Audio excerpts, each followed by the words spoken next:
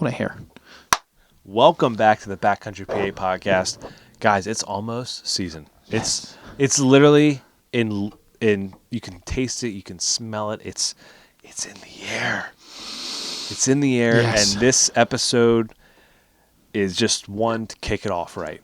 Am I right? Oh, yes. That lead up to it, that big buck fever, that venison in the freezer going down in the woods. You're 8 foot high in a tree. Yeah, I said 8 foot high. Only 8 foot. That's right, because this one we had Cody Kelly on from Ohio, and he is big into hunting low. We cover that. We cover how he started in hunting, hunting low, how he transitioned into that, why he transitioned into that, and we just go from there. Yeah. Him and I are alike. That's all I got to say. Just listen to the episode. It's nice to hear someone that's like me a little bit in not going 20 feet in a tree and just wants to get out there and have fun. Yeah, I mean, and then we covered mock scrapes a little bit, trail cameras in it too. His story of his buck he got last year, which is a dandy of a buck. Oh, yes. His setup, what he runs, all that kind of stuff. And then we dive into, we have the discussion about, are we taking hunting too seriously?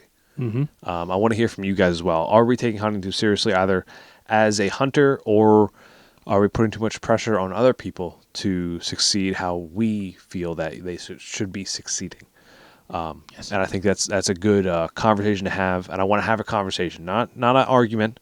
A conversation is what we want to have. Yes. And we talk about a little bit of the process leading up to the season. I don't know why I said "to" like that. That was so weird. I sound like a freaking whale saying that. And then we talk about his goals for 2024, 2025 season. The other states he's going to be hunting, and his goals for those states, his plans for those states. It was just a really great conversation with a really great dude in Ohio, and maybe Ethan we'll have a beer with him, or maybe Ethan and I will have a beer with him. Working on that when we go out to Ohio. Yes. With XOP. But remember, guys, to check out the partners, use the discount codes in the description of the podcast for Forget Genetics, XOP, Scent Thief. You don't have a discount code for Bow Creek, Our Grounds Coffee Company, Onyx, Camp Co. There you go. I'm looking at the list as you're speaking. There we go. I don't think I missed any on that one there, Ethan. Nope, think you're good. Okay, I think I'm good. But remember, guys, to keep hunting. Keep fishing. Good luck this season, and enjoy the freaking process. Enjoy. I had Ryan Glitsky on when that was like a year and a half ago. Yeah. I think we had Ryan on, and it wasn't recording at all the whole time. And it was like, oh my God, we got to start pressing record right now, because it's like anything Ryan says, you kind of just want to get recorded, right? Because it could be good stuff at the time. Yeah, absolutely. Oh man, Cody, I am Cody. Oh, so nice to meet you. Nice to meet you. Nice to meet you. I'm Ethan. Yeah. Nice to meet you, man. So nice to meet you, buddy. I got some. I went out. I told you I was going up to trying to do some mock scrapes. Dude, I couldn't find a single spot to do a mock scrape. Really? Yeah, I think I could have, but every place I found, there was already a scrape there, and I was like, I'll just put it here. I'll literally perfect. That's better. Yeah. So I did that, but then I got it was kind of disappointing, because I got this one really good spot. One, there was a cell cam there already. There was a spy point there, and I was like, shit. And guess what was right in front of it? This big community scrape. Big licking branches broke off. There was a trail, a very faint trail going down. And then I found his bed, and I was like, so I sat in his bed a little bit, and I was like, and there was a scrape literally maybe 8 feet from his bed. I was like, man, should I hang a camera right here on his bed You'd just be to see? Hunting the deer and the person that has a camera already there. Yeah. So you're he's not there today. Let's go. But I fixed the guy's camera. I thought it was my buddy's camera. But it's not. It was not. Whoops. I thought it was Lane's. You thought it was, yep. I texted Lane when I got out of the woods. I was like, hey, do you have a spy point in this area?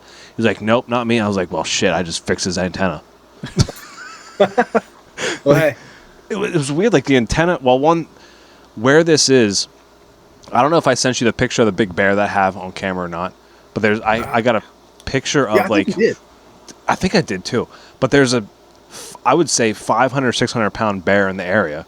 Like a lot of bears in this area. And the antenna is literally off this spy point hanging like on the ground. So I'm like, why is the antenna's the only thing that's messed up? Nothing else. So either I think it was a bear or some like pissed off guy who was scouting took the antenna off. I've had some raccoons. We don't have bears, obviously, in Ohio where I'm at, but coons. Like some of them HME mounts for trail cams, I've had them flip down. I get a picture of the tree when I'm like, coons flip. They hang all over them.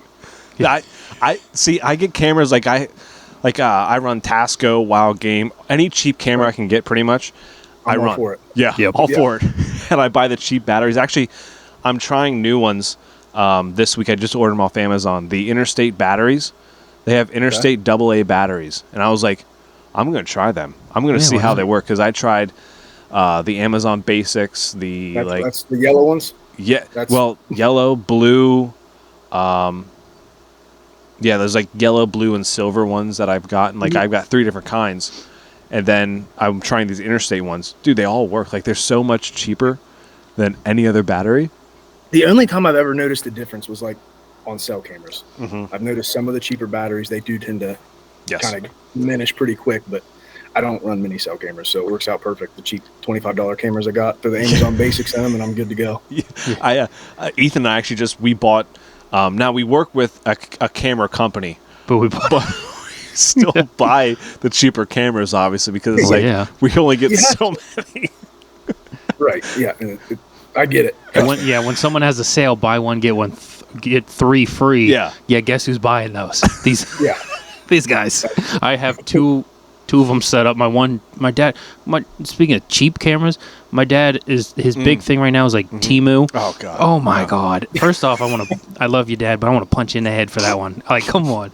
He bought these cheap ass cameras. Is it Temu though? I think Temu? Is that what it's actually called? Yeah, I think it's Temu.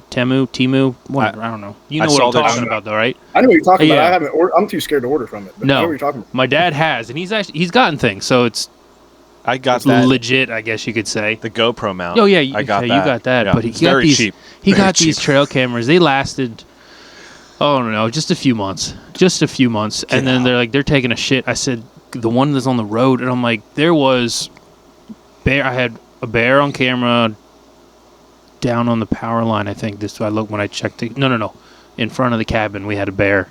I had a picture. I was like, oh, sweet, that's awesome. And then I was like, oh, it's going to be on the road, because I saw tracks, and it was heading right towards the camera. I said, oh, we'll get it on the road camera.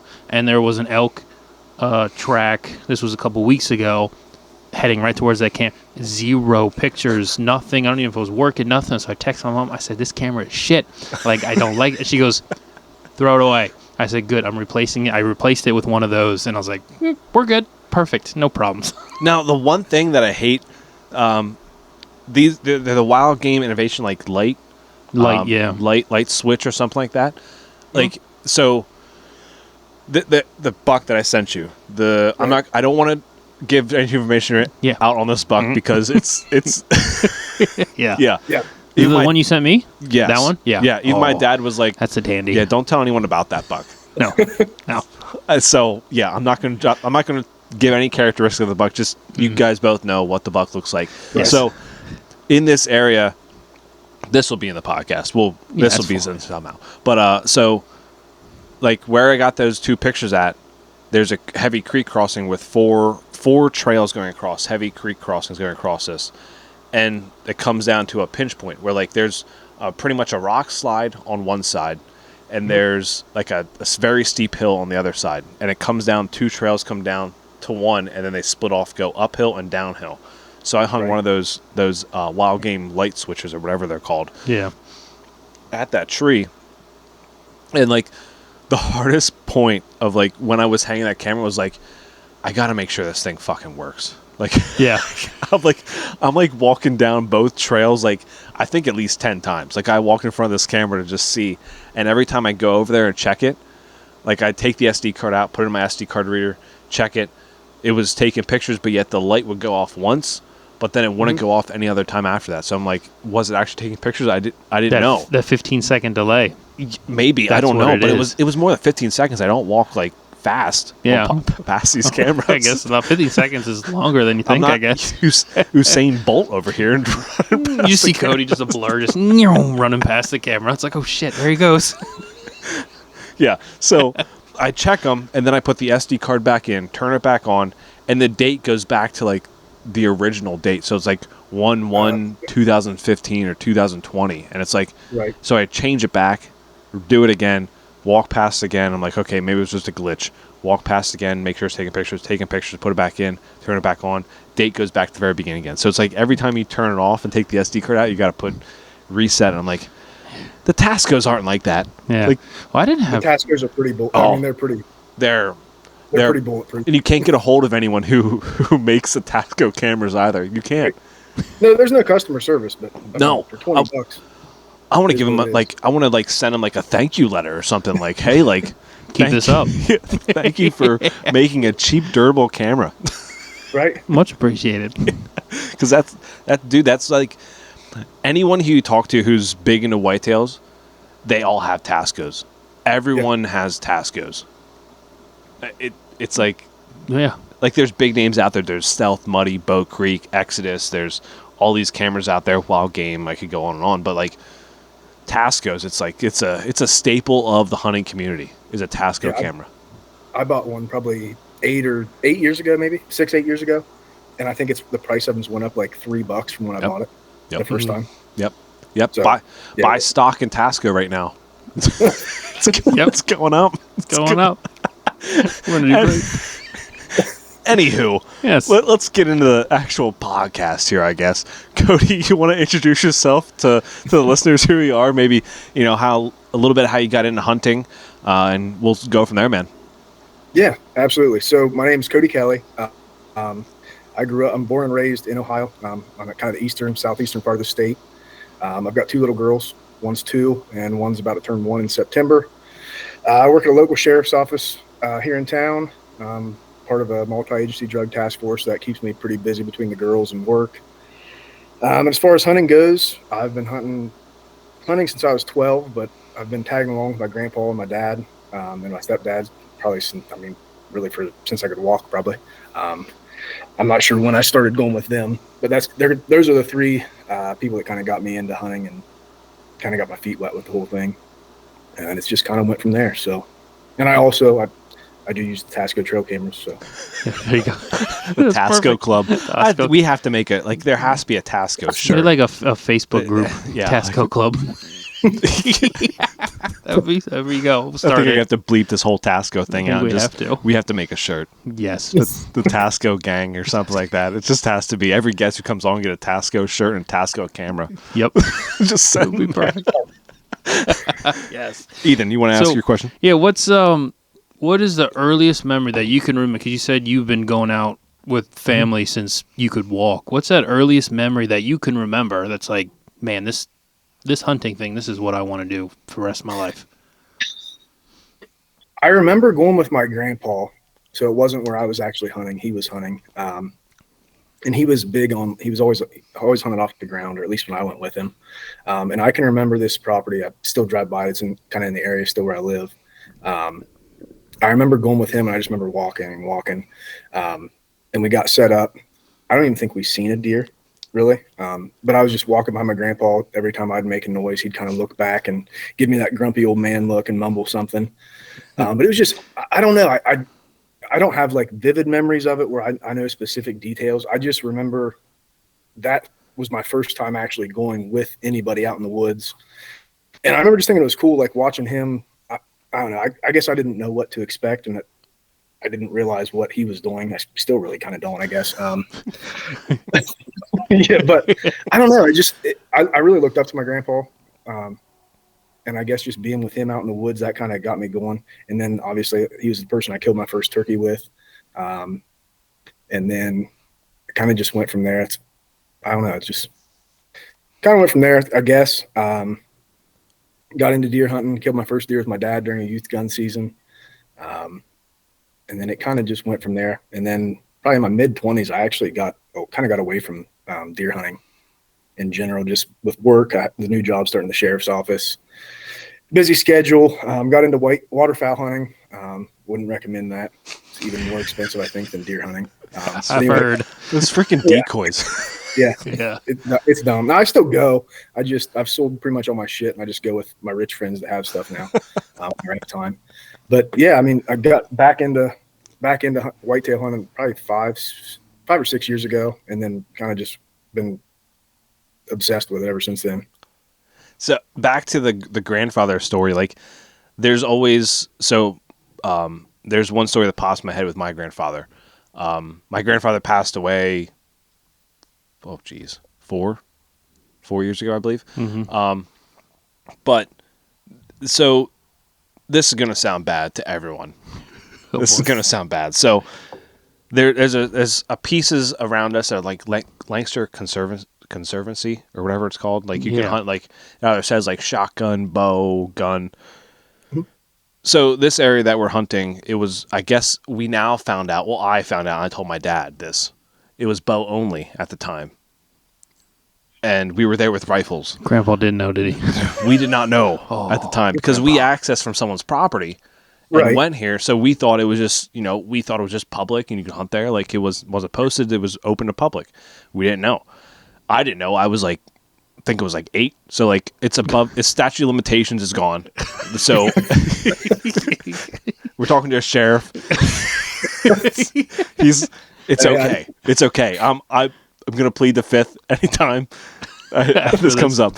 Yeah. But like I said, I was 8. I'm 30 right now, so come at me, I guess, but whatever. But so we're sitting there, and my dad is up at the point. He sees all these deer. They cross the road, apparently, on this very steep hill. They cross the road, come down, and there's a bunch of doe running. I remember I'm sitting there with my grandfather on the ground, because that's always what grandfathers do. They always sit on the ground, or they have like a wooden stand they sit in.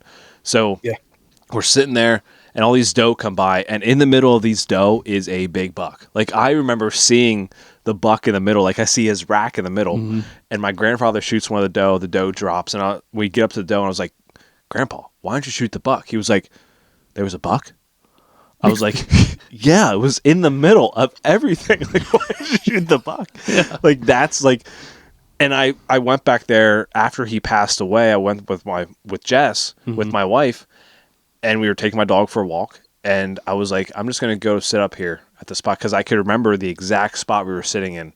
And I literally just sat there and reminisced on that memory. It was like, those memories stick with you no matter if you were hunting or not. Like it's one of those things that's like, it's funny to look back at that. Like one, there's multiple funny things in that story that like probably shouldn't have been going on at that time. But it's like, it's funny to look back on that and remember those, because that's what hunting is all about. Like you can look at these mounts on the wall, the pictures, and you can be taken back right to that moment and just taken right back. It's so cool. Yeah. No, it is. And I mean, I guess that's kind of why. So obviously I got 2 girls, and someday, obviously, if they want to, I'd like to get them in the outdoors and get them into hunting and stuff. And I don't know, that was just a big part of my childhood, was growing up with my grandpa and my dad's dad and stepdad doing things outdoors. I mean, so yeah. I mean, I love right now. Like I just had a daughter; she's a year and a half. So like when we watch hunting shows once in a while. Like when she was really young, we were watching the Hunting Public, the turkey tour, and then we come out to the studio here. She lay on the couch and look at this deer on the wall and all that kind of stuff. And now she's like points at him and says deer, and it's like it's the coolest thing. Like my wife is like, I can see you light up when she says that. I'm like, yeah, it's freaking awesome. Yeah, like, yeah. Like she may be a vegan down the road, but at least she knows what a deer is. Right now, I'm happy, and we're just gonna stick with it. We're gonna live in the moment. Yep. You know, every deer my daughter sees, like every buck, every one she points to, it's daddy's buck. Every one, it's just it's cool as hell. Yeah. She wanted me to print off some pictures. She's big into coloring. Okay. When she's coloring on anything but our walls and floors, it's great. So she wanted to print off pictures to color, right? And she wanted we print off pictures like Bambi and deer. She just, I don't know, she loves deer, and I think it's just because she knows, like, I mean, if I'm gone, I'm either hunting or working. We're doing something for hunting. And I think she just kind of has pieced that. Like tonight, whenever I left, she thinks daddy's going to work. So, yeah. Dude, it's kids are freaking amazing. Like I never really this probably has nothing to do. People might lose interest in this all by this conversation right now, but I think it's so cool to have kids, like have a daughter. Even like daughters change your life. Like I never picture myself as I guess a father. Period. And now it's like my wife asked me, she's like, "Did you ever see yourself as a father?" I was like, "Heck, I didn't even see myself as a husband." Like it was just like. It was just like one of those things that just popped up. Like I'm surprised I got this far. You know, like pretty far in life, I guess. But, no, it's crazy you say that, because I remember whenever we did our first, it was like one of the gender reveal things for our first daughter, and obviously I wanted a boy, right? And didn't happen. Ended up having a girl. But I was disappointed, right? When I first found out. It sucks to say, and I feel like a shithead for saying it. And then we have our first daughter, and then she gets pregnant again with our second.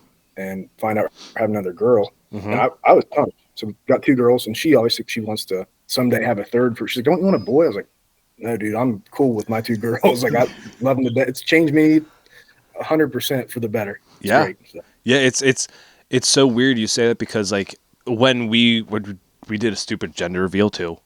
At least you didn't blow up anything or light a whole forest on fire, or light a forest on fire or something. Like those people that do that. So I listen to almost everything but hunting podcasts, to be honest with you. And I listen to a comedy show, and they watch reels and TikToks of like people doing stupid shit. And like there was a gender reveal.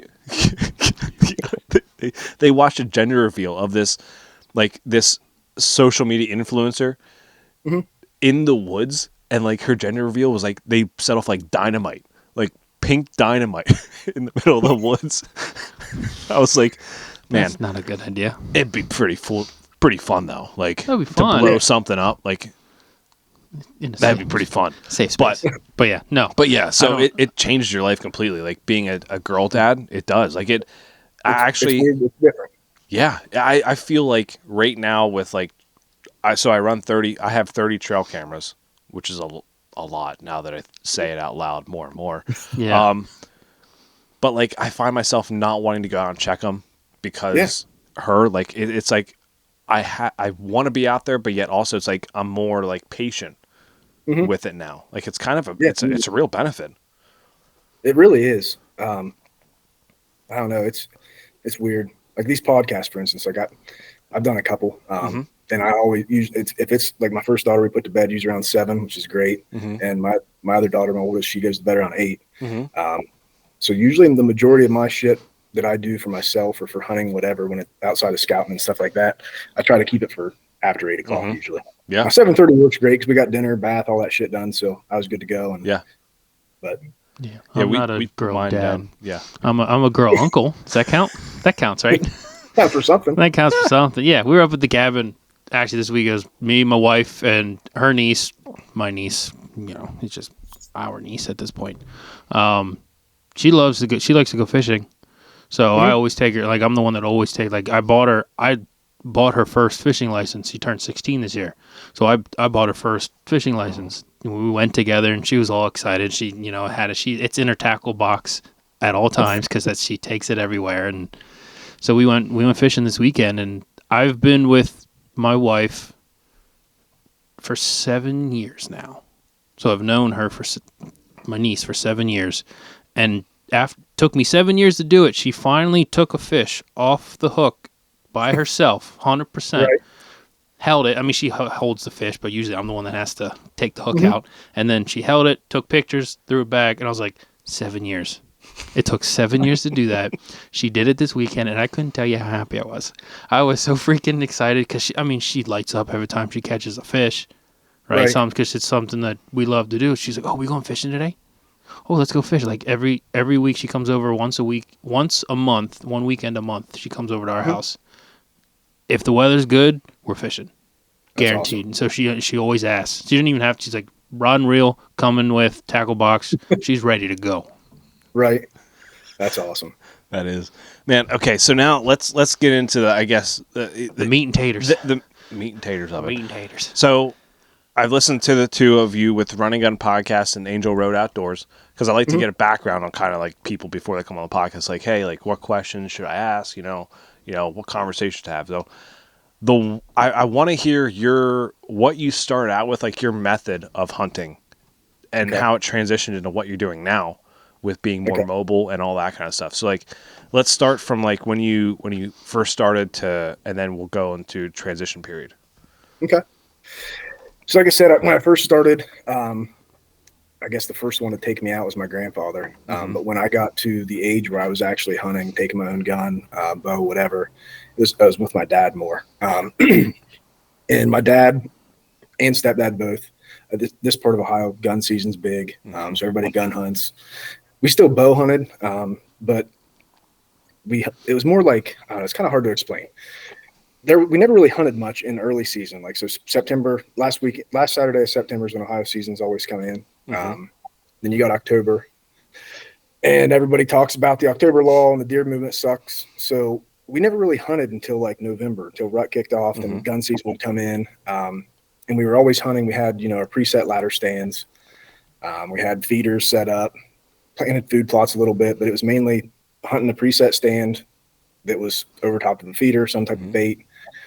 And our trail cameras, they always stayed in like the same, like at my dad's piece that he's got that I've hunted for years. We had probably 4 or 5 trail cameras that we've had, and they're still to this day, those trail cameras, like they're different cameras now, but they're still in like the same spots. Right. So we never really did anything different. We always kind of had the same result. Like my dad's killed a couple nice bucks out there. My other grandpa's killed a couple nice bucks out there. I've killed bucks, nothing great up until recently out of there. And it kind of became repetitive, and it was the same shit. You were just sitting around waiting. Like I said, then I kind of get out of hunting. And about 5 years ago, just from listening to podcasts, checking, and it was Cody DeQuesto was one of the podcasts he was on. And I've said this before too, about him hunting low and kind of seeing like a dude that's like him that I've like, because growing up I've watched hunting shows, right? And you see the same thing, like these well manicured farms being hunted by these guys that have been on TV for years. And that's kind of, I guess, how we've always done it too. It was not a well manicured farm, but a property where we had the set stands that you'd go right to them, you'd hunt. If you didn't see anything, you didn't see anything, right? You didn't do anything different though.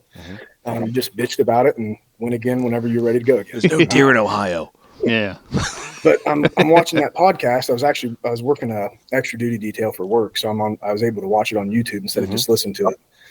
And I remember seeing him with his braids and his backwards hat and his tattoos, and I'm listening to all this like off the wall shit that went against the grain 100% of what I've known like to be hunting traditionally, right?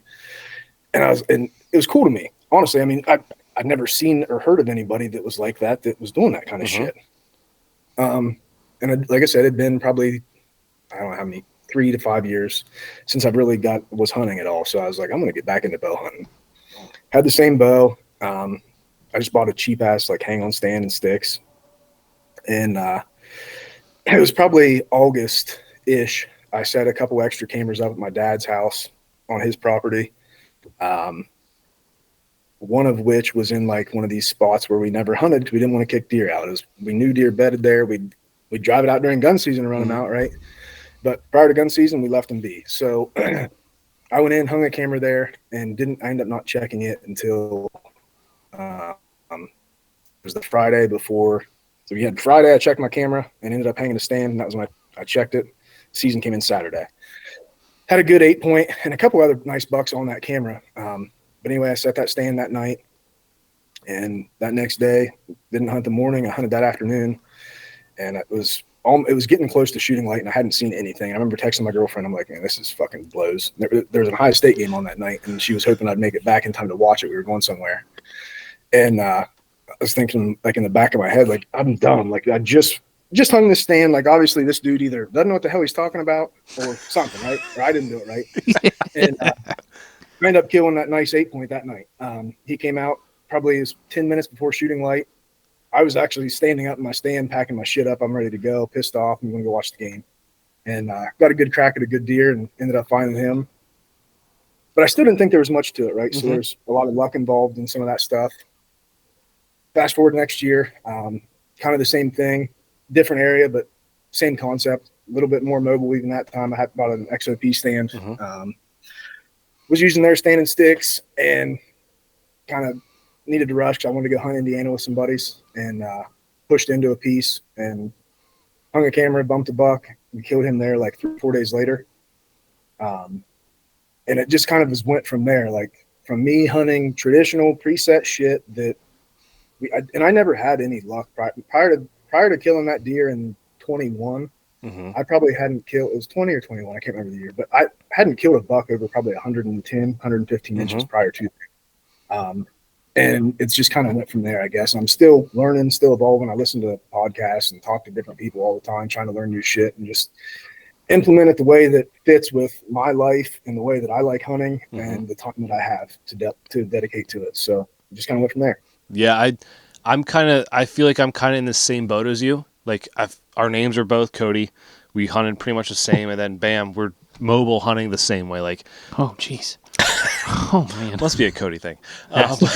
But like I don't really hunt low. Like I didn't try that low thing yet. Like I'm still hunting that maybe like that 12, 14 foot range, like that kind of stuff. But like I did try low this year, had some good encounters with it, and it's like okay, this can work in the early season, right?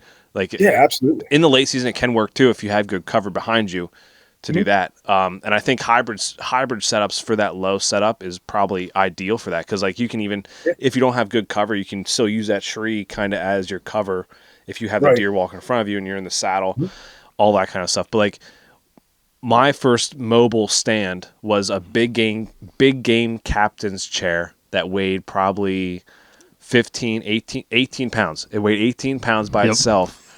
And I used silent steps. So like the silent steps are like these V type thing. Like they look like this and they're V's and they're plastic and they make loud noises and you got to put your foot in it and just they're terrible. And I use them. I still have them. Actually, you still have I still have them. I should probably get rid of them because oh god. Hey, you might as well just use the permit set. Might as well. But like that was my first mobile set, and I killed a nice buck out of it. The 9-point I got out of it. But that was just I set up the stand the night before. Got up there and he came out.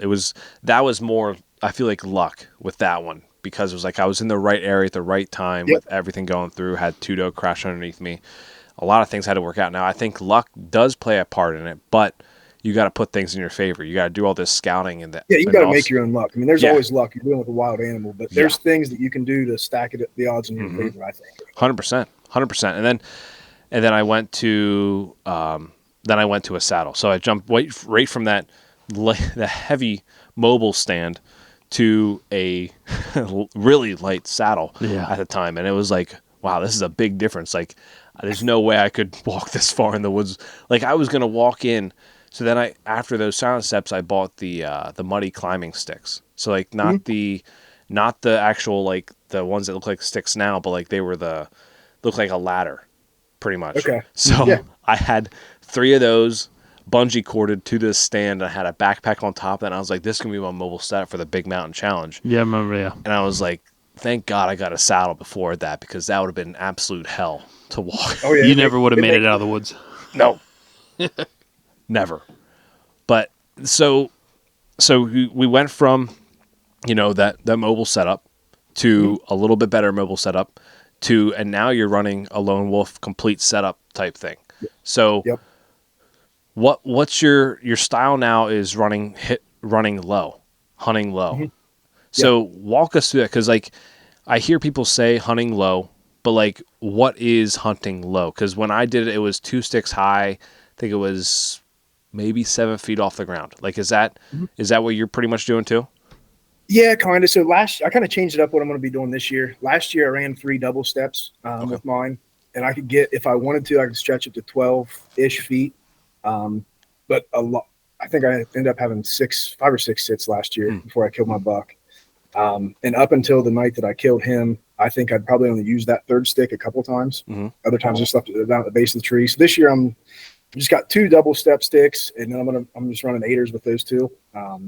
And that I've used it. I've been practicing in the yard, kind of getting my setup down, and I can it's about the same with those 8ers. I can get I can stretch out to 12, 13 foot maybe if I need to. Okay. But no, I mean, I don't know. It's like I said, and if you listen to that other podcast, I don't know why I admit to it, but I'm not fond of heights, dude. Like ladder stands that are hung up, they were 20, some of them's 20 foot. Doesn't bother me, right? I'd climb up the ladder, get strapped in, I'm good to go. And I'd use climbers. I've used climbers in the past. Those were big. Again, I felt like I was confined the whole time. Never bothered me. But the idea of using like a mobile setup per se and just having alignment, like it just didn't, I wasn't too fond of it, right? So when I hung that first stand, it was a big game. I forget what one it was. It wasn't like the big lounge chair when it was one of their smaller ones. But when I hung it, I didn't have a lineman's rope because I wasn't like ready. I still had the old, like the big webbing harnesses that you get in the package with the tree stands. And I think there was 4 sections of that stick. I only used 3 of them. Still got me like 15-ish foot. And I was not like, I'm like, this might not be for me.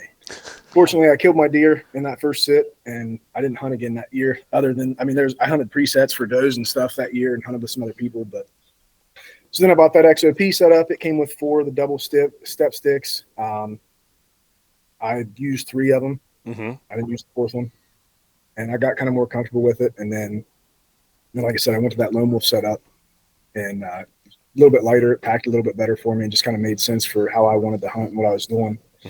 And it's been great because like most of the times I'm 8-10 foot. I don't try to stretch it out unless if there's like no cover at all on that actual tree. I like to try to find either branches or something like a cluster of something either on the tree that I'm on or behind me. So if I have to stretch it out to get to that, I will. If I don't have like terrain behind me that'll cover me.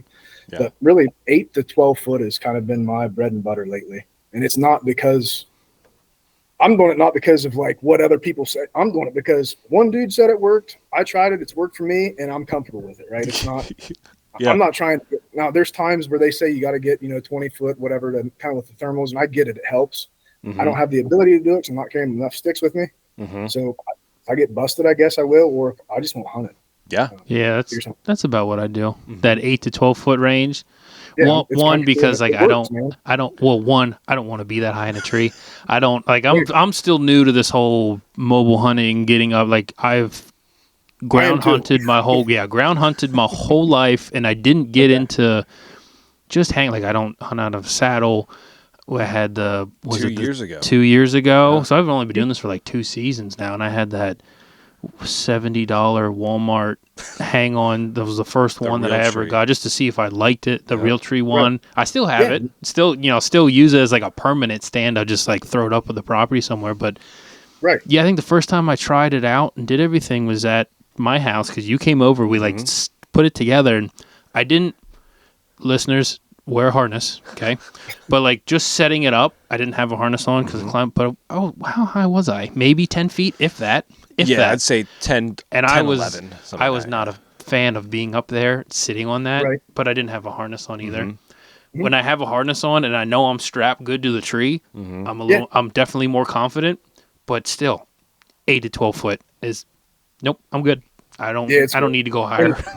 It's crazy because like it's kind of been like, I wouldn't say like a controversy, but there's guys that say like, oh, in my area you have to be like, and you might. I haven't hunted enough places. I'm slowly trying to branch out to out of state places to hunt.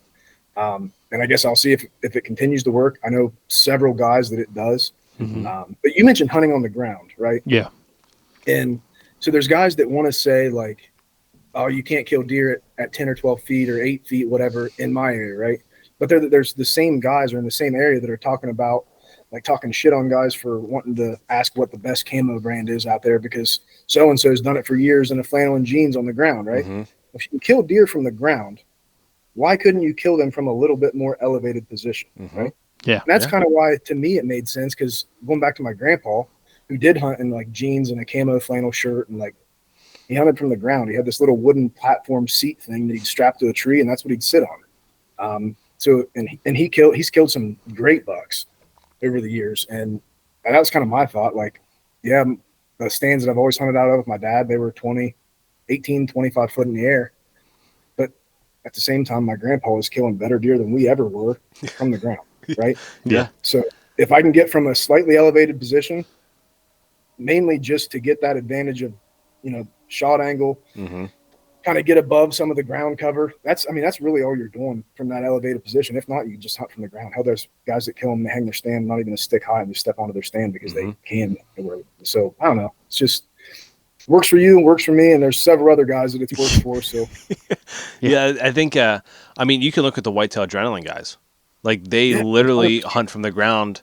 Probably, I have not watched a video where they're in a tree yet, where like they're hunting from the ground.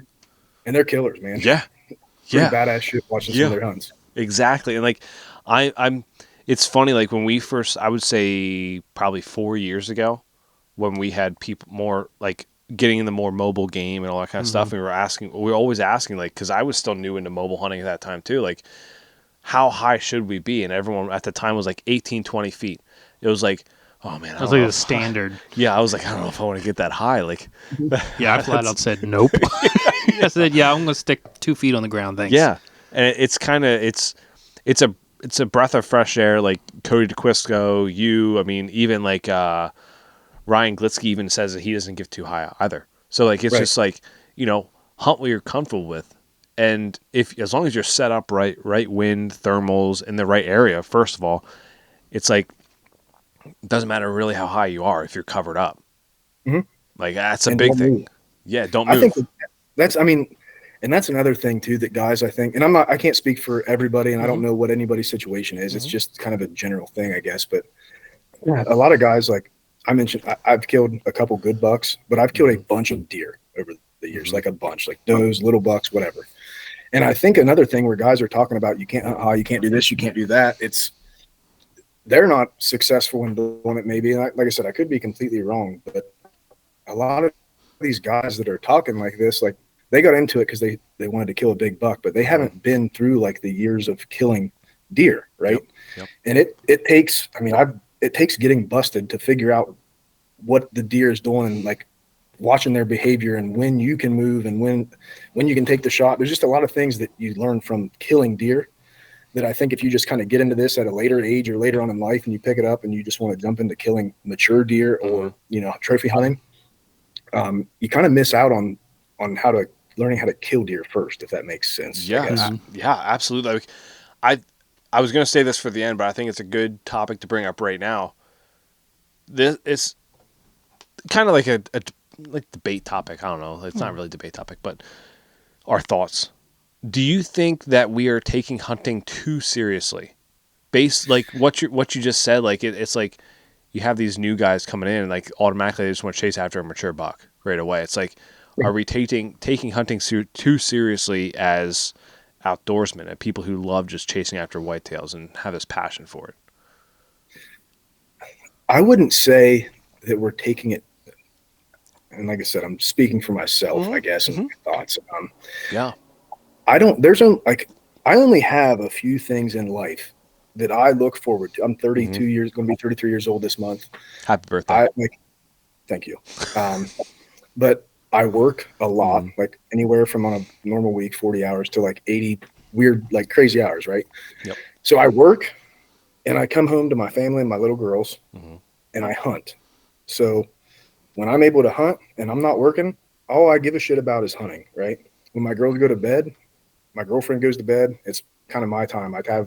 She bitches because I hate getting up in the morning. So I'm doing something all the time, either on my phone or out in the garage, like something related to whitetail hunting. I try, or driving around like every night. And that's like year round. So if I didn't take my hunting seriously, I really don't have anything else, I guess, that I'd be sitting scrolling TikTok, which I do. I'm not saying I don't. But I don't know. I don't think we're taking it too seriously. I think what I've noticed anyway from being on all these forums and these groups on Facebook is it's not that we're taking it too seriously, but we're taking like how we as an individual does it too seriously and aren't like I don't know why guys get so hung up on what you're like. You used to hunt from the ground. Great. If it worked, awesome. You hunt from a saddle. I don't want to do that.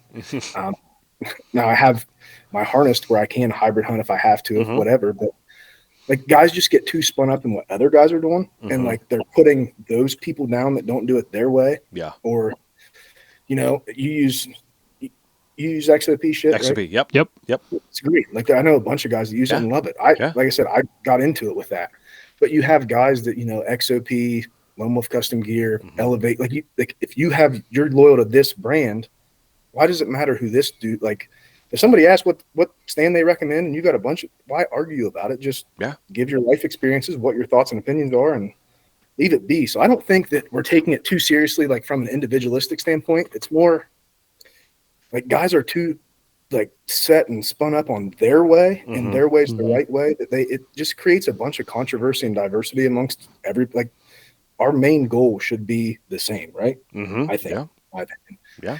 And I think that people have gotten away from that because it's not that way. Like, I don't know. I try to stay not off of social media, because obviously I post on Instagram. I engage in conversation on Facebook a lot, but like, it seems like every day there's some like arrow set up. Yeah. It's so dumb. Dumb. Yeah. Right? It is. I completely agree with you. Like, I think there's a certain point where you take it too serious. Like, if you, like, for instance, like, all three of us are married. Or wait, are you married? Right? I'm not. Okay. We've got 2 kids together, live together, just built a house. We're okay. Just not married. I did the married thing once, it didn't work out. Have you been together for 10 years? No, like 6. Damn. Then technically, if you were together for 10 years, living together for 10 years, then you're technically married. Like, that's PA. I don't know if that's actually an Ohio law. Yeah, I don't know. I don't know. But so we all been together. Like, we all been with our significant others for a while. We have kids together, all that kind of stuff.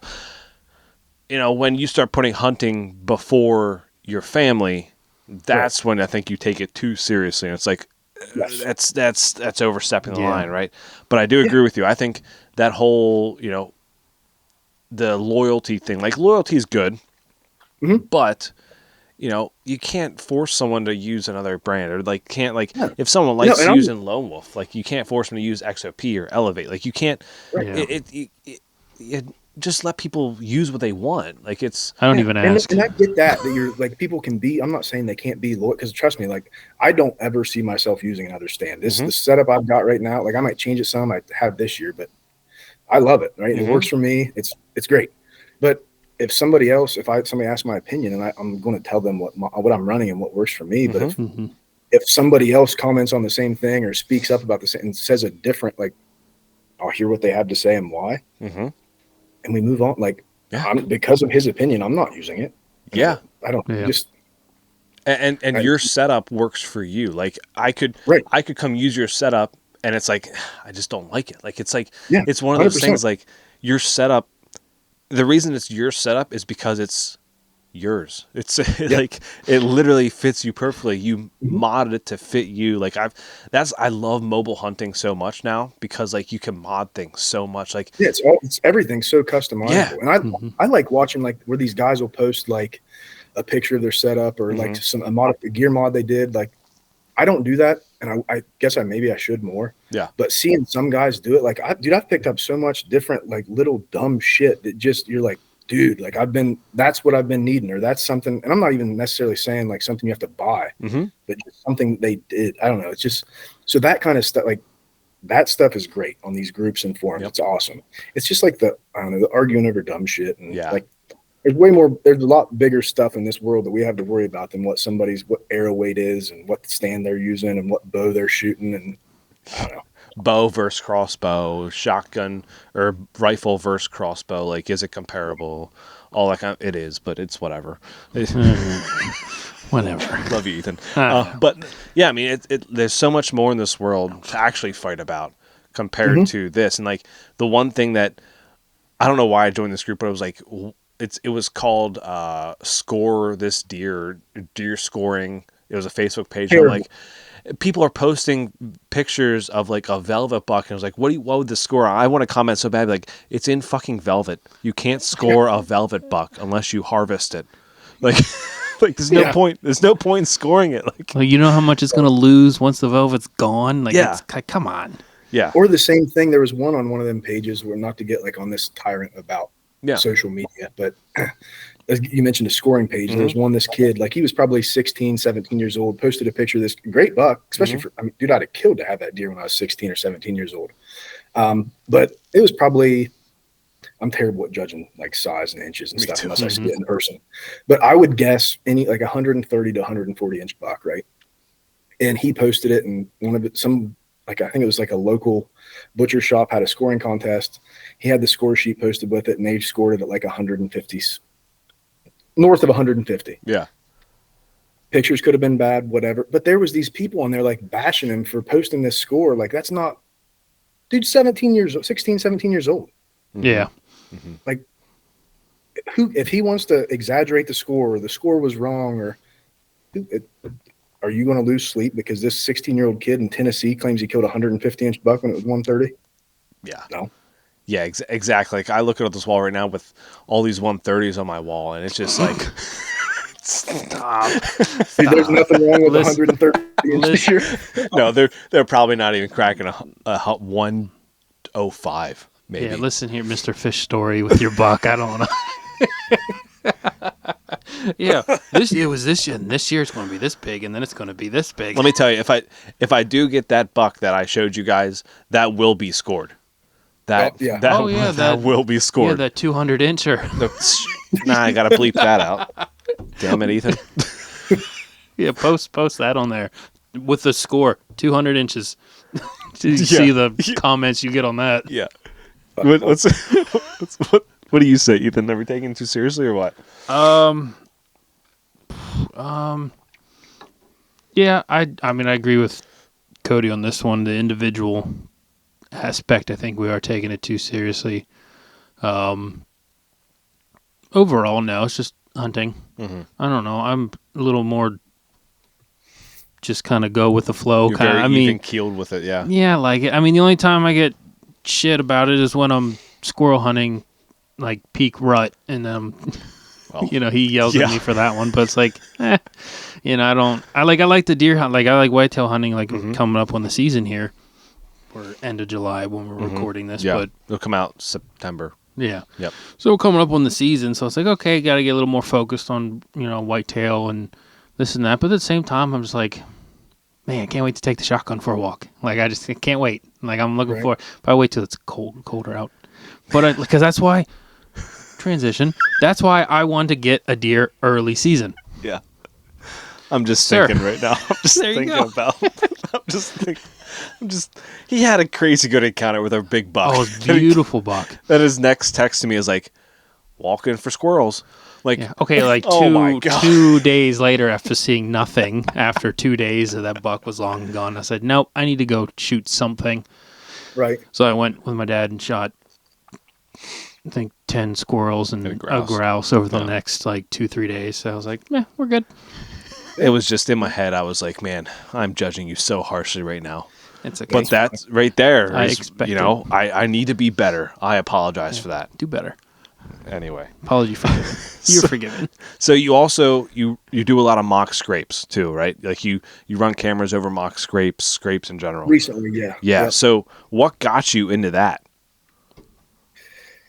Again, I guess I kind of probably sound like a broken record saying this, but I learned, like I said, this hunting that I'm doing now and that I'm trying to do and evolve into is different than how I was ever raised hunting. Mm-hmm.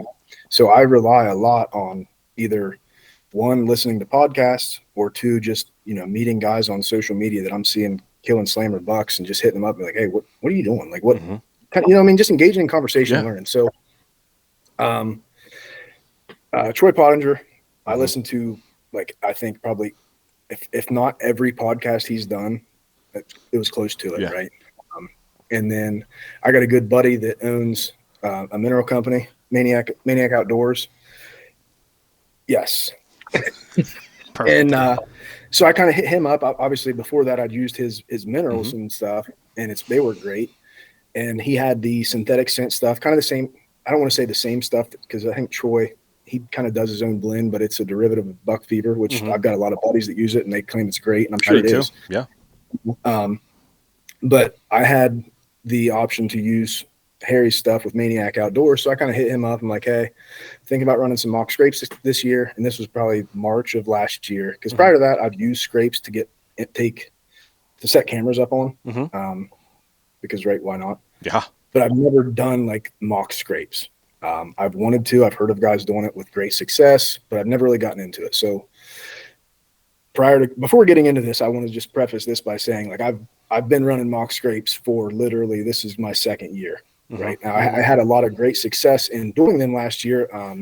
I killed my buck last year, I believe, because of that mock scrape, and I've got some deer that I'm really hoping to catch back up with this year because I ran cameras all year on those mock scrapes that continue to produce. So it's kind of working. It's still a trial and error process, but So anyway, I get into that, get a hold of Harry, and get his gland fuel back in. It was probably March or April of last year. And I just started going out I was out on my dad's. My family owns a farm here close by where I live. And then I've got some other pieces that I've got picked up and then some public ground. And I just kind of went out. I knew from being in this area and hunting this area for several years, generally where the deer are, right? So I started with kind of just walking around scouting, and I tried to find everybody. There was a big thing, I think it still is. Guys want like thermal hubs and stuff like that, and there's like a hub scrape, and I don't know that I've yet to find one that's actually like what's being depicted when they talk about it. Yeah. And I might just not know what I'm looking for, but I found scrapes that I would consider like a community scrape because it's where like you got several trails converging into one area, and then there's a scrape there. It's below doe bedding, downwind of doe bedding. So I think I'm trying to. I've put some on community scrapes, or what I believe to be was community scrapes, and then in areas where from e-scouting and then from boots on the ground where I thought there should be a community scrape, but there wasn't. I've put one in areas like that, and I've had good success with it. But there's one spot I'm thinking of that I end up pulling a camera because it just wasn't producing for me. Yeah. So that's one thing I'm trying to do. The biggest thing for me is that I've had the best success with is finding an existing scrape and doctoring it up and overmarking it myself. Yeah. That's worked really well. But I've had some success on field edge scrapes. I try to find like an area in the field, like a low point where trails are converging into one, coming out of the woods into a field, and I'll put a mock scrape there, and it's worked great for getting inventory. Yeah, I've hunted over it, and I'll be honest, like the later it gets in the year, the daylight pictures up until like mid-November aren't great. So it's not really something I hunt over per se, but it's more for inventory purposes, and that's kind of what I run my cameras for anyway. And it works great. I'll have does, fawns. Every buck that is in that area usually comes through and hits that scrape at least once a week. So that's field edge scrapes have worked good for me. And then places where I try to put my scrapes, if there's not a mock scrape, it's not like an area where there's a community scrape, but is like if I've either jumped what sounded like or looked like a big deer, or an area where I've got a big deer that I've seen in the field when I'm glassing, and I want to kind of get a little deeper, I'll get to where like I think he's bedding at, and I try to. I've heard people talk about like the hard edges and transitions, whatever. Yep. That never really made sense to me, I guess. Some guys explain it well, some guys don't. Where I like to put them, if there's not a scrape and I'm trying to put a mock scrape, is where there's real thick, nasty shit, and where it meets like open hardwoods or like a grassy field. There's a lot of logging roads around where I hunt. And it seems like just before it gets to a logging road, sometimes you'll have like an open area and deer tend to cruise along through there. But really, I guess when it comes to mock scrapes, the biggest thing is you got to have them where deer are going to find them. Right. Yep. I've put them in places where like I thought there was going to be, where I knew there was a nice buck in the area and I thought he would be, but I didn't have the sign that was really telling me he was there other than like a hunch. Yeah. And it just didn't really work. Deer still hit it because of the scent. They smell it. And they hit it, but they don't. It's got to be a spot where deer frequent, or at least that's what I've found. And like I said, when I talked about Troy and some of his podcasts, the way he's like raising bucks in his area to condition them to come to his mocks, like that's incredible. Yeah, I hope to one day be on that level, but I'm not anywhere close right now. Right now, I'm just getting deer. Like I'm not making these mock scrapes necessarily to kill a deer on. It's more of like I said, an inventory thing for me right now. And it's working, and the more years I go, I'll be able to see like what scrapes produce year after year and go from that. But right now I'm just doing it to try to get deer on camera, so I know an area that I want to dive further into to hunt and pick out for a deer. That's a good buck. Yeah, I listen to a bunch of Troy Pottinger, and I think I watched his videos too on YouTube, and I run Buck Fever, and I just recently bought Maniac Outdoors, the 3-pack, the scrape fuel, gland fuel, and I have them sitting right here, the rut fuel. Are the three that I've not used the estrus stuff yet. I haven't used it. Yeah, I actually, not that it is right or wrong. I don't even. He's got, like I said, there's the gland fuel, and then there's the red one that's like for the dirt. The scrape fuel. Yep. Scrape fuel. I don't usually use that. So what I do when I make my mock scrapes, I'll hit it with that gland fuel. Yeah. On the licking branch, and I'll make a scrape on the ground. Yeah. But I just piss in it myself. Yep. I don't actually spray that in it until like once I know and I start seeing bucks in my area, the velvet kind of shed. Then I'll go back and I overmark the licking branch, and then that's when I start using the scrape fuel on the dirt. Okay. Yeah, I mean, I saw like in this time frame, like obviously when this comes out, most buck their velvet will be coming off September. But like as we're recording this in July, this is when they grow the most in July, and then also like Steve Shirk. I'm sure you've heard of Steve Shirk. He's a big mounds guy, big scrape guy too. He's got the deer figured out. Yeah, he does. But he just posted something today as we speak. It's July 22nd. He posted something today where it's like you'll see a big shift in buck right now because they'll go check where they were rutting at to make sure those doe that they knocked up are still around and see what's going on there. Like, so like you'll see that shift. Like, do you see that as well on, like, maybe you see it on camera? I'm not sure if you see it also or not with your mock scrapes. So like I said, I've not seen it on, I can't say I've seen it on mock scrapes. Right. Literally last year was the first year I kind of started messing with that. Okay. So what I have noticed is like my dad's property specifically. Yeah. This time of year, we're not getting good bucks on camera. We got some 2.5-year-olds running around, maybe some 3.5-year-old deer, but for the majority of the deer in that area, there's ag like probably a mile away. And it's like, and you can go drive through there and glass those fields when it's not corn and they're loaded with deer, right? And then kind of that mid-September time frame, deer start shifting and they relocate back onto his property and the public ground that surrounds it that we hunt. But like I said, I haven't noticed a shift here, but at that piece particularly, I have noticed like that first week of August. 2 years ago, the buck I killed, I got a picture of him, I think 2 days in a row in August at like, an hour probably before dark. And then he disappeared, and it kind of broke my heart, right? Because I wanted to really go after this deer. And then he showed back up again. I think the second or third week of August or September, he showed back up. But so I have noticed that where we'll get some bucks that we usually have on camera the year prior show up kind of in that late July, early August time frame, and they're there for a day or two. And then we don't see them again. Man, it's so cool to think that, because like I had a conversation with Drew from Bullpath the other day about that, because he's trying to narrow down this buck that he wants to go after as well, and he was like, dude, he disappeared for like a couple of weeks, and I was like, well, if you think about it, right now their testosterone is like blowing up because their rack is growing a lot, so they want to check out where they were running at last year. So, and then he came back, and then he was on camera, so it's like, so he clearly. That might be a good spot for an early season hunt to try and get him, because if he's left to go find his rut spot, he'll probably stay there if you find his food in his bed. Like food to bed in the early season is ideal for that. But then, another buck comes in. I was like, well, you can either, if you don't get that buck, then this buck during the rut might be a good option then. So, it's so cool to like these buck, dude. It's so cool. Yeah, it took me a while to realize that too, because I have this spot, up at the cabin. There's this spot I found a couple years ago was littered, and I mean littered with rubs and scrapes. Right. This whole point, and I was like, oh, I'm in the money, right? This is perfect. Didn't see a damn deer. Didn't drove. Ended up putting the camera. Found out buck do scroll through there, but it's like at night.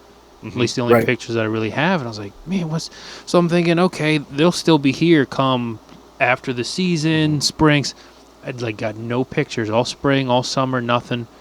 Not until the end of October, beginning of November. I was like, oh, okay. So now camera's there. I still haven't gone up. I need to go up to pull the camera, change the batteries, and see, who lived and who didn't live at this point. And I was like, I'm not even worried about it. And I was like, if I don't get any pictures now, they'll be around. Just not yet. They're fine. And then I'll go find them. That's why I was looking at the Maniac stuff, and I was like, that's one thing that I never really got into, was the whole mock scrapes, touching up scrapes that already exist, that kind of stuff. It's like, man, like people are having success with this, trying all different kinds of stuff, and it seems to be working for a lot of people. I was like, I should crazy. Jump on board on this. So, like I've used, obviously I talked about in the past, having grown up hunting a piece that we used feeders, and that was our primary way of taking inventory, and then hunting even. And then I kind of got away from that once I got back into it. I've always ran mineral sights, because kind of a debate on whether they work, whether they don't. I think if there's any chance that you are helping out your deer herd, I'm gonna do it. It's 100%. Fairly cheap, and it works good for inventory, right? Mm-hmm. But that's what I was telling Harry. After I started doing this mock scrape, because I started, like I said, in March or April of last year, and I was instantly getting pictures of deer, and like I don't even care to run cameras on my mineral sites anymore, because I'm like, the mock scrapes have been producing for me, is from an inventory standpoint, more than, I wouldn't say there's more deer activity there, as far as like a congregation of deer, because everybody wants that trail camera picture where like, you see on these ads where there's 6 bachelor groups of bucks, right? Yeah. Or a bachelor group of 6 deer, a bunch of whatever hitting it. I'm not getting that on the mock scrapes per se, but I got some pretty sweet pictures last year of my deer that I killed with 2 other bucks that he was running around with, and it was, I'd say 4 nights out of the week all summer long. Wow. They'd come through, hit it, and he continued. The other two of them left. I didn't get them on camera again until November, and they came back. It was on that mock scrape camera. But he stayed, fortunately, and continued hitting it. And then he had that area tore up in there. I don't know. He probably did prior to, because the sign was great when I did some postseason scouting in there the year prior to that. Yeah. So by nature, I think he was more of an aggressive deer anyway, because like I said, the woods was tore up when I did my postseason scouting at the beginning of 23 last year. And then from putting those scrapes in, and when I went back in, I usually like to do a card pull around like mid-August to kind of, because then if I got a great deer somewhere, I'll pull cameras to like kind of try to position my cameras to get a better pattern of that specific deer or whatever. But I pulled that camera, had all those pictures, so obviously I put more in there, and I ended up making another mock scrape. And he ended up making another mock scrape, or another scrape like 10 feet from that. And it seemed like, and I could be wrong, whatever, but I probably seemed like every time I'd go in there and freshen up that mock scrape, like I'd get him earlier that next day or that day. And I don't know if it was because it was close, where I ended up killing him and where he was bedding at was pretty close to that second mock scrape that I made. Yeah. But it literally seemed like when I would come in there and freshen that scrape up, I started that one probably mid to late August, and I think I freshened it up 3 times before I actually ended up killing him. But those 3 times, I was getting him to the point where the night I killed him, I'd planned on freshening that scrape up. The only reason I didn't was the way the wind was, and where I kind of had a hunch that he was bedding. In order to get to that scrape, I was afraid that I'd get busted. Yeah. So I didn't freshen it up, but that was my plan, was to freshen it up, because the dude had hit it like I said, either that evening, afternoon, whatever, or the very next day.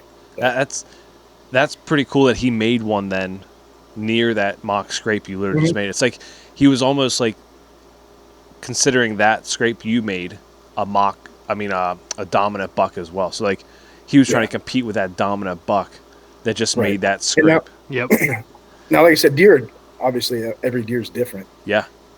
I've got other properties and other pieces where I've had bucks of his caliber on my mock scrapes that don't visit them as regularly. And like I said, it could be placement, it could be a lot of things, but that specific deer, he was just in nature. I think from what I've seen, the way the woods was, like I said, last year was the first year I hunted that property. I scouted it back in probably February, quickly, and it was just tore up. So I knew it was going to be a good spot.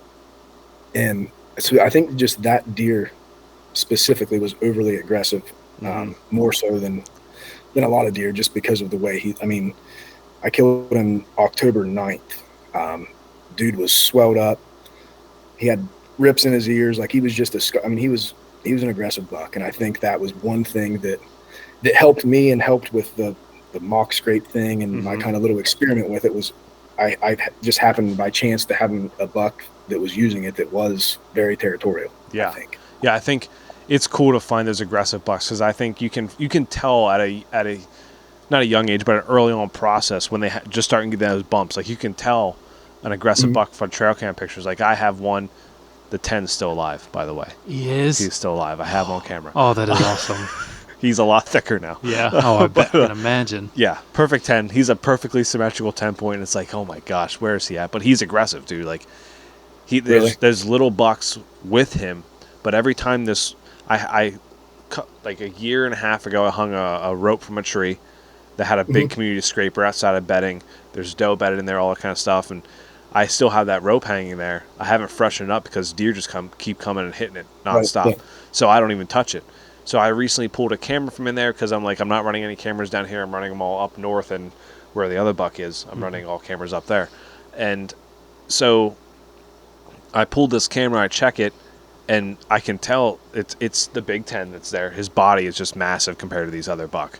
Mm-hmm. And the little buck will come hit that scrape, and then all of a sudden you see this the more aggressive buck at 10 point coming about with ears back, everything like that, like coming right to him, like chasing him off. And then So you run video right now on your cameras? No, this is all picture. It's a it's 3 bursts. So like you can tell he's coming in. He's on a beeline. And then have you ever ran your cameras on video mode over your scrape? A few times. Yeah, it's cool. It's cool. I've done it a few times, but in my mind it's like, do I need videos or do I just need pictures? Like I go back and forth between it because I ran a few last year.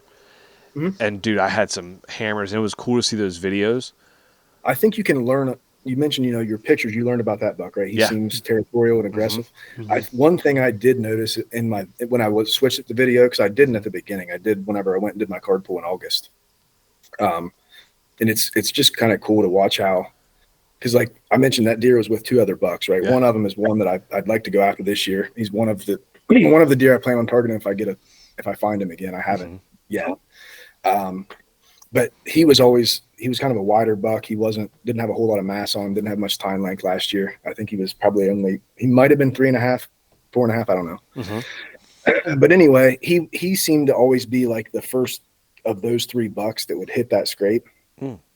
And when it went to video, like it was like he would hit it. And then you'd see him come out of the woods because it was kind of like on that hard edge where they'd always come out of this trail. And as soon as they came out of the trail, the scrape was right there to their left. Mm-hmm. And it worked out good because it was a trail that they were going to where they were bedding during the summer, or at least where I'd seen them, where I figured they were bedding at, right? I don't know. I'm not sure. But when he would like emerge from out of that thick shit, and once you'd start to see him, like that other buck would just kind of like not really tuck his tail, but you could just tell like he knew like, I better get moving. And I don't know, it was cool. The video was cool. It does run. We mentioned them Amazon basic batteries. Yeah. When you start running video and the temps drop, it kills some cameras. But I think especially if it's before you've killed a buck or when you're trying to I think knowing how your deer is, and how he behaves and how he interacts with other deer, I think means a lot. And I think that video mode, if it's not a spot where you can glass him out in the field with deer, I think the video mode helps a lot with that. I'm going to do that. I have one more Bow Creek cell camera to hang up. It's going up. We're all up on top where all those scrapes are.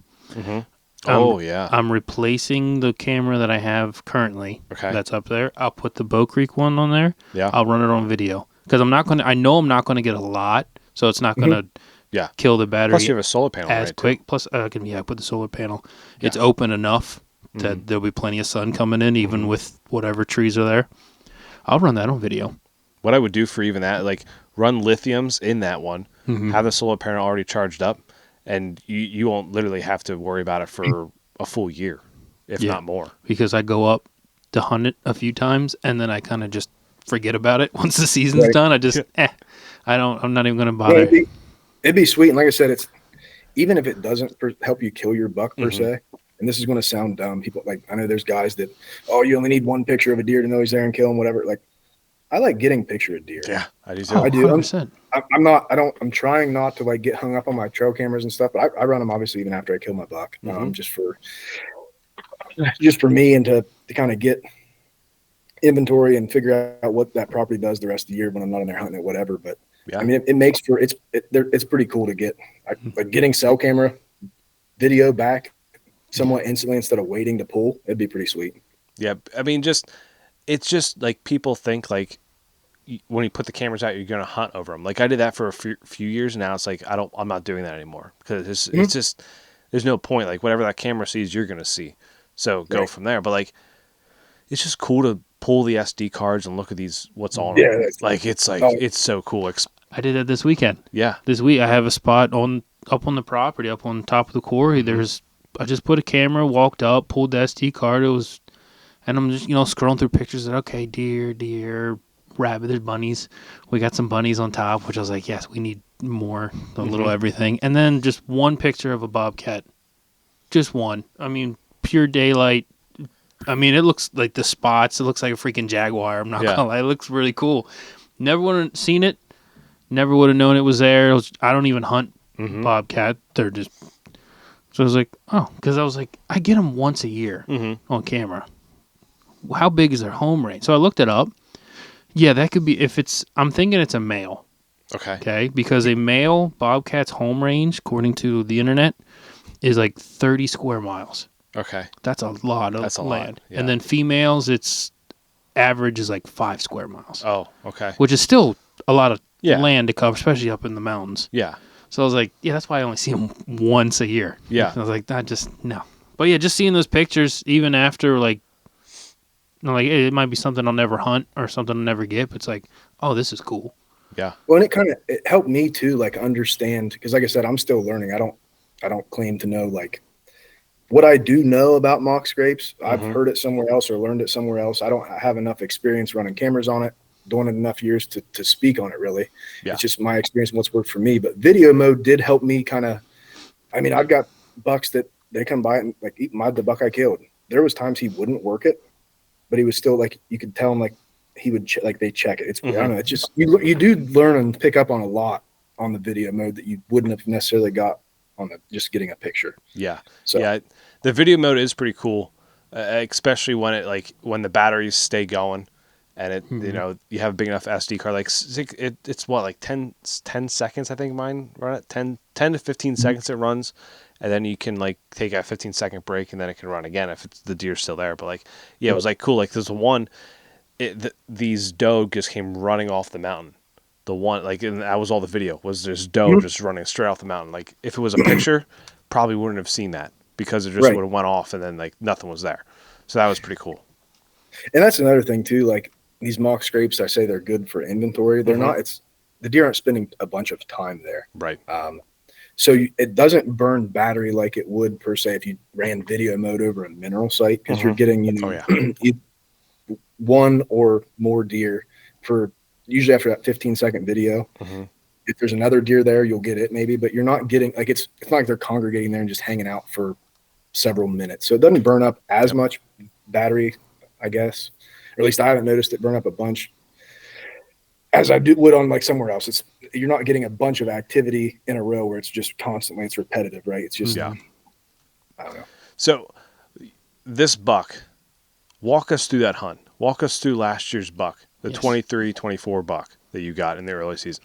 Walk us through that hunt.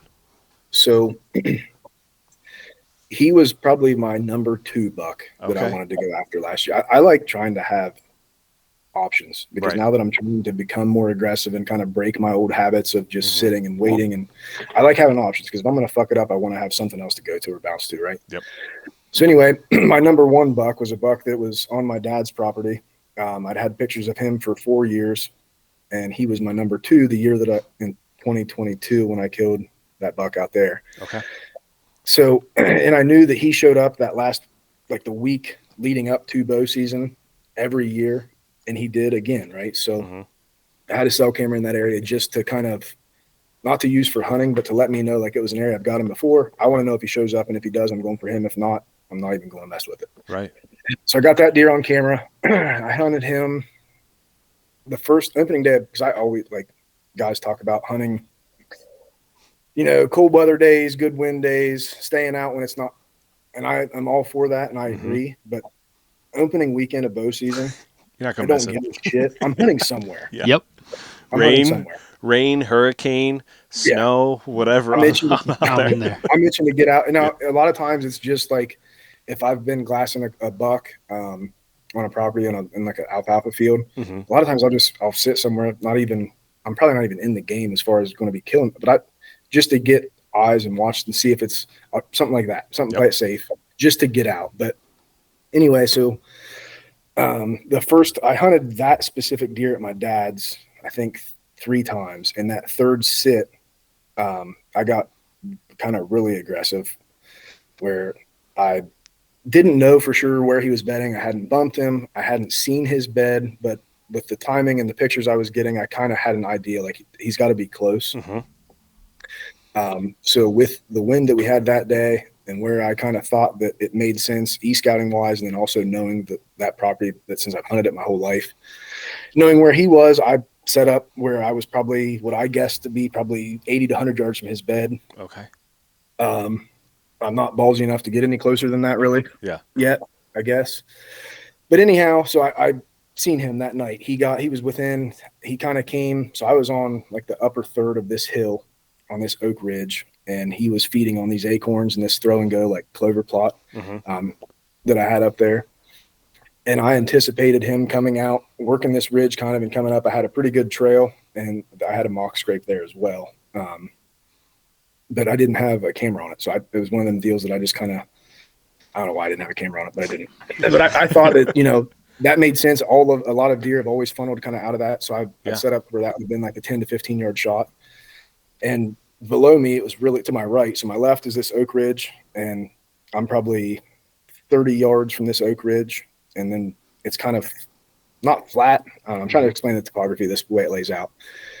It makes sense that if a deer is going to walk on this hillside, they're going to do it to my left, right? Yep. And my wind was blowing to my right down in this deep ravine. And I thought with the thermals, I kept throwing milkweed, that it was going to pull down through and away from where he was bedding further on this point. Well, the motherfucker ended up coming below me. Yep. This thickest, nastiest shit on the side of this hill that I thought like there's no way a deer's going to do it. Right. And I didn't even see him. I was watching. There was a couple does and a small buck working that oak ridge, and I could kind of see them through the trees. And I just remember hearing something break, and I look, and it was him, and he was facing me.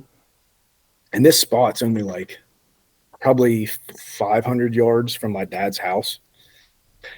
And anyway, I see him, and he just he didn't like bust out of there or anything. He just kind of like backed up a little bit, and then just kind of crept away. And I couldn't do anything about it. I was freaking crushed as it was. But then 15 minutes later, I'll send it to you after this. My dad sends me a picture of this buck standing in his driveway and left.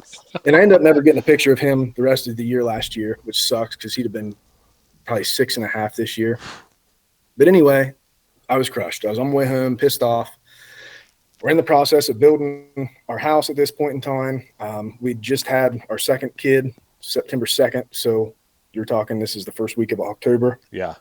Going into the second week.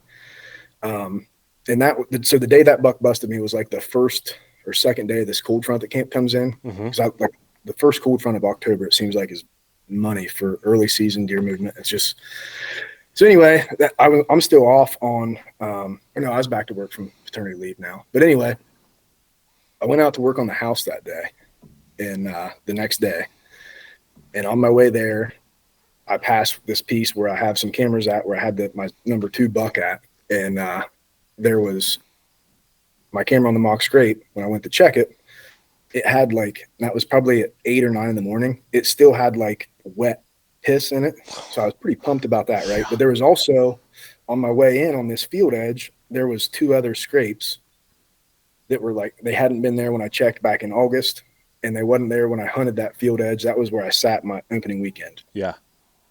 So I knew that there was a buck in that area, right? I didn't push in and check that other camera. I just checked the one closest to the field edge, and I had my buck on it that morning. Yeah.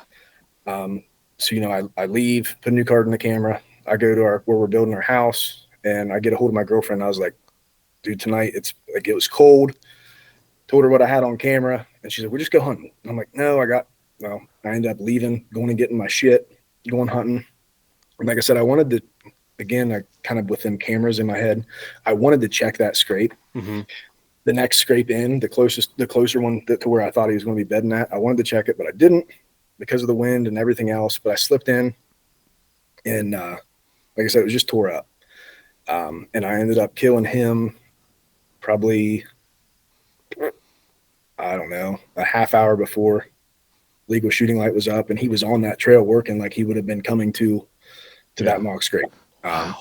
So I attribute him pretty much to that specific mock scrape, not necessarily the scent or the placement. Like I said, what I do might not work for you, might not work, right. But what I did there for him, it worked, and it was great. Yeah. So, dude, that's coming into when a plan comes together like that. It's just so perfect.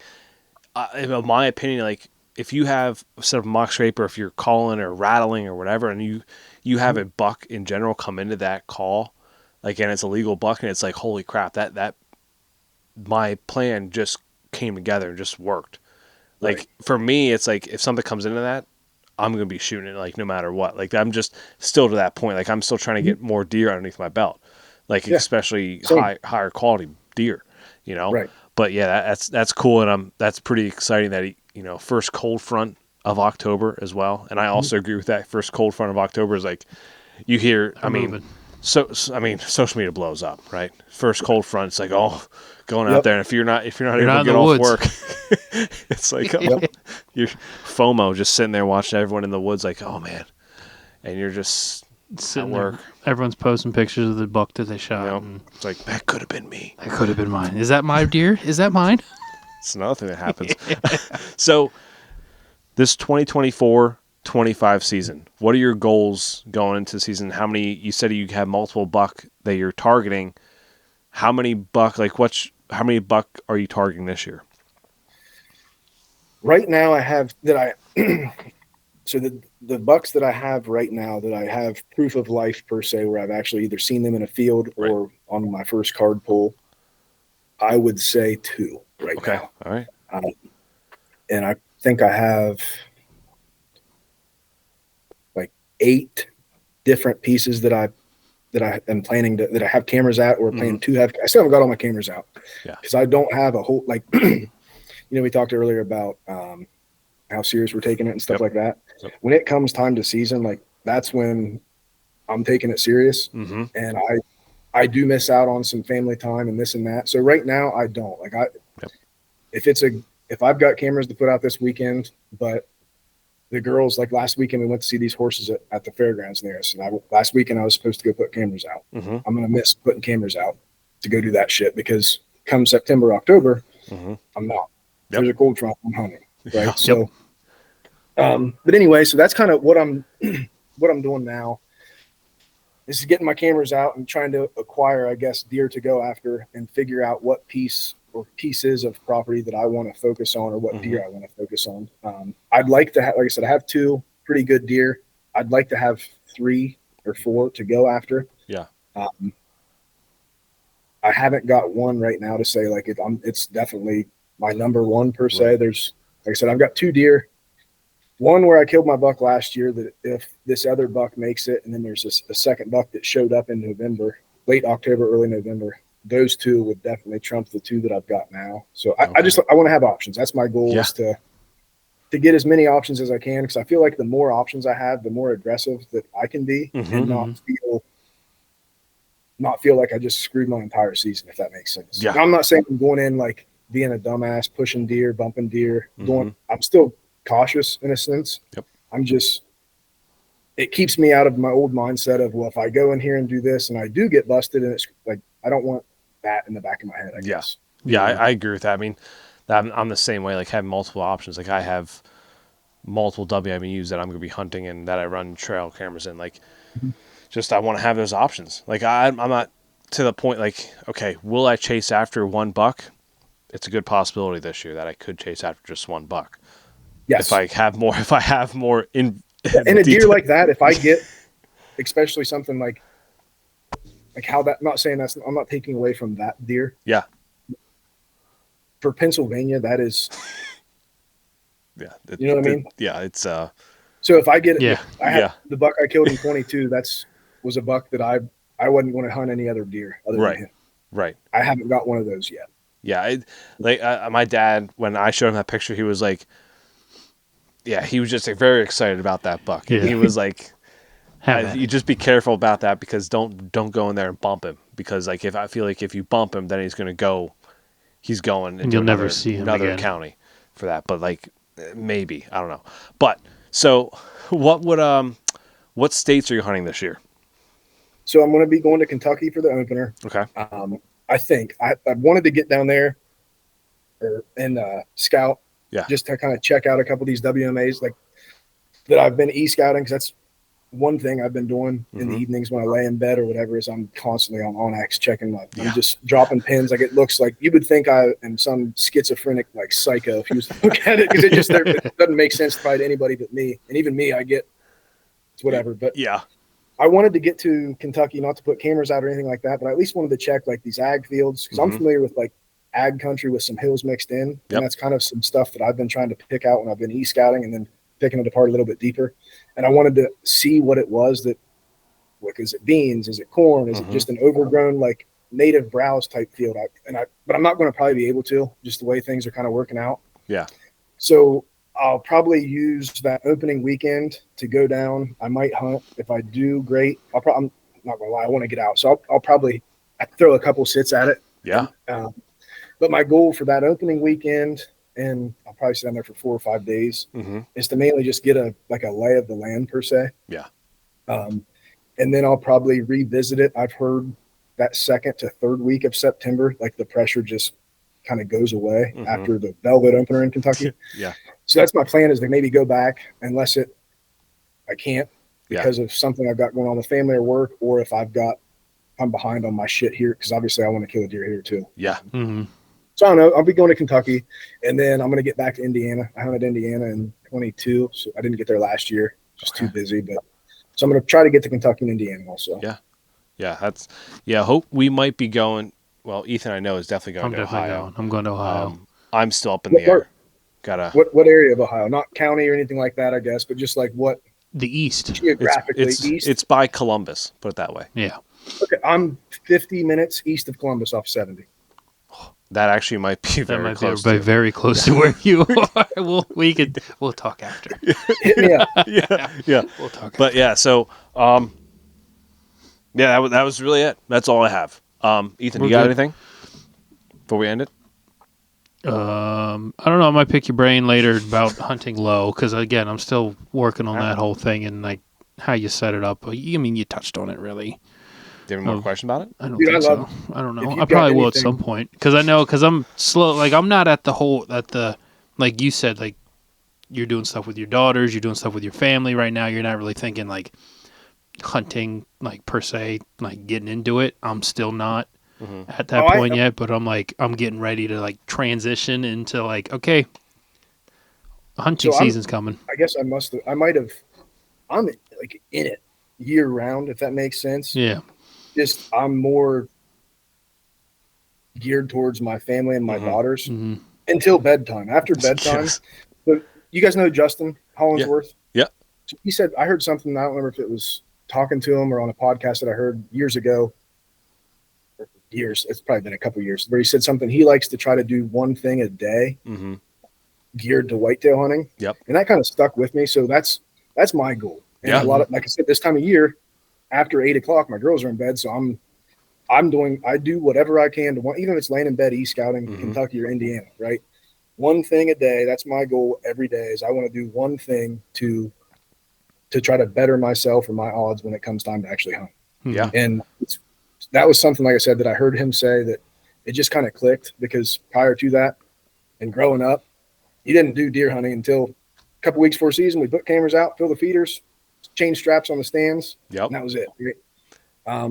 And now I'm just, my girlfriend, she's great. She supports me, but she also makes fun of me at the same time, because I'm like overly consumed with this shit. Like I literally, like I said, I've got 3 things. I work, I've got my girls and my family, and I've got my deer. Yep. And those are like the only, I don't know. Yeah. That's just me. Football comes in there somewhere, right? I do like watching football. Yes. College football, even pro football. Okay. But it's more of like a weekend thing. That if I've got watching my Sunday football, whenever her and I first got together, we'd go out to like a bar or dinner and watch a game. That's slowly transitioned to playing on the floor with my girls and kind of half-ass paying attention, checking the score at the end of it. But I like football. I like watching football. I think that's how this would be the first football season with like my daughter actually like running around actually playing. So it's like it's going to be like, okay, game's going to be on, Mm-hmm. Yeah. But we'll actually be able to watch it. Like, no, I'll be like in the kitchen or somewhere, and like I'll hear like cheering. It's like, oh shit, who just scored? Just run out real quick, watch the replay. Have like Raylan like, oh, come follow me. Let's go. Yep. And just go from there. All right, cool, man. But where can people follow you at? If they want to message you, have you on their podcast, or just pick your brain maybe. Yeah, absolutely. And so I've got Facebook. Okay. I'm not like overly active on Facebook. It's just Cody Kelly. Yeah. I share some stuff on there from time to time, but I use it mainly to kind of keep up with obviously the hunting forums. I engage in some of that stuff. Mm-hmm. But like as far as my hunting content, what I post, it's mainly my Instagram, which I believe is ckelly_S28. It's my badge number for work. And that's where I'll post. I'm more active on that platform, I guess, per se. But yeah, I'm an open book. I love talking whitetails and everything else. If I'm at work, I can kind of shoot some messages back and forth. But other than that, if I don't get back with anybody, it's not because I'm blowing somebody off. It's usually after 8 o'clock when I have my phone time or my time for that kind of shit after my girls go to bed. But yeah, Facebook, Instagram. Yeah, pretty much it. Cool, man. It's been awesome having you on here and actually talking to you face to face compared to over social media. Yeah, so it's pretty cool. I appreciate you guys having me, man. It's been a good time. Absolutely, I love talking about this shit. So. Hopefully, if we come out to Ohio, we'll have some beers or something. For sure. And seriously, dude, if it sounds like you're going to be at least somewhat in my neck of the woods, feel free to reach out. Like I said, a lot of the ground that I hunt is bordered by some state ground, public land, and I've got a decent amount of cameras on some of that. And there's some good spots around here. So hit me up. Sweet. We'll get together when you guys Ethan will be the only one in the XOP group that gets a buck. I'll be the only one. And I'll be like, how low can I go? How low can I set the stand That might up? be the title of this episode. How low can you go? How low can you go?